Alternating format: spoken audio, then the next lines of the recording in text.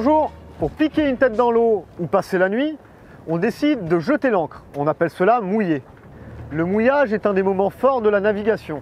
Il permet de découvrir des endroits paradisiaques aux eaux limpides ou encore de passer un moment seul en pleine nature. Mais mouiller, c'est aussi sécuriser le navire lorsqu'il y a une panne ou un souci à bord. On considère à raison le mouillage comme une manœuvre de sécurité et il est important de bien la connaître afin d'en profiter en toute situation. Allez, voyons ensemble comment procéder.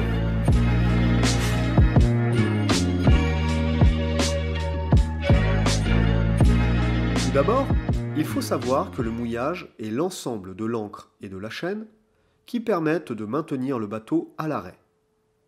Contrairement à ce que l'on pourrait croire, ce n'est pas juste l'ancre qui s'accroche au fond, mais la chaîne étalée au sol qui permet de tirer à l'horizontale pour que l'ancre ne décroche pas. En se basant sur ce constat, voilà pourquoi on compte au minimum 3 fois la profondeur, et plus il y aura du vent, plus nous étalerons de la longueur de chaîne. Avant toute chose, il est important de préparer la manœuvre, et cette préparation commence bien avant d'arriver, car il nous faut réfléchir au bon endroit pour poser l'ancre. Ce choix est déterminé par plusieurs paramètres. Tout d'abord, il nous faut une ancre. Il en existe de nombreuses pour différents types de fonds, et certaines sont plus renommées que d'autres pour leur tenue. Notre longueur de chaîne disponible déterminera aussi la profondeur maximale dans laquelle nous mouillerons. Nous pouvons augmenter cette longueur par un cordage de gros diamètre. Nous décidons alors d'un endroit protégé du vent et des vagues qu'il crée. Par exemple, nous préférons nous situer sous le vent du Nil ou dans une baie bien abritée. La prise au vent sera moindre et nous serons moins ballottés par les vagues. Nous cherchons bien sûr à nous abriter aussi de la houle, qui peut venir d'une autre direction que le vent, celle-ci pouvant rendre le mouillage instable avec les rebonds sur la côte. La profondeur ne doit pas non plus être trop importante, sinon l'ancre ne tiendra pas, et la bonne tenue de notre mouillage dépendra beaucoup de la nature du fond. Le sable et la vase sont à privilégier, car l'ancre s'y accroche bien. En revanche, elle peine à s'accrocher dans les fonds rocheux et les algues. D'ailleurs, les algues, les herbiers ou les coraux sont d'autant plus à éviter, car souvent protégés et source de vie.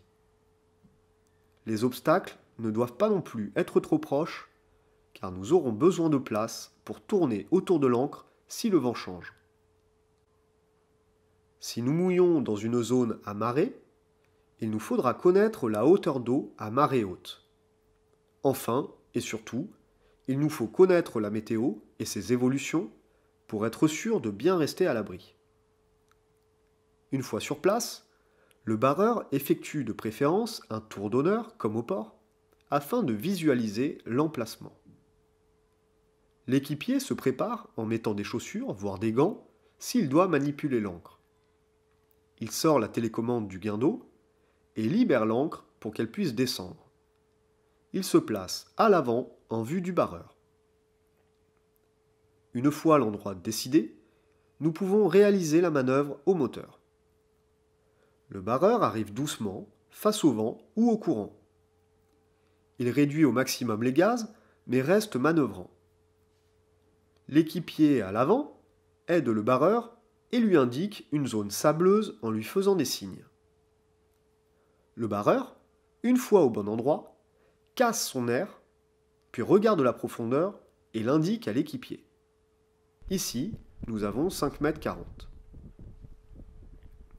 L'équipier descend l'ancre en mettant quelques mètres de plus que la profondeur. Il l'évalue à l'aide des marques sur la chaîne et l'indique au barreur. À pic! Le barreur peut alors reculer doucement. Dans le même temps, l'équipier continue à descendre pour bien étaler la chaîne au fond et ne pas en faire un tas. Lorsque la longueur désirée est mouillée par l'équipier, le barreur teste le mouillage en engageant une marche arrière.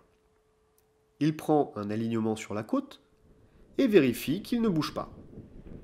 Il sait ainsi que l'ancre a bien accroché et il revient au point mort. Ici, Nous avons mouillé dans 5 mètres 40 de fond et avons mis 20 mètres de chaîne. Nous entrons maintenant dans la phase de finalisation. L'équipier peut maintenant installer la main de fer ou le crochet qui permettent de ne pas solliciter le guindeau. Il relâche de la chaîne et peut ranger la télécommande. Le barreur éteint le moteur. L'équipage s'occupe du rangement du bateau et installe de jour la boule de mouillage à l'avant du bateau et de nuit allumera le feu de mouillage qui indique aux autres navires que nous sommes à l'ancre. Nous restons toutefois en observation et sur le qui-vive en cas de changement de vent et pour surveiller l'évitement, c'est-à-dire la rotation du bateau autour de son ancre.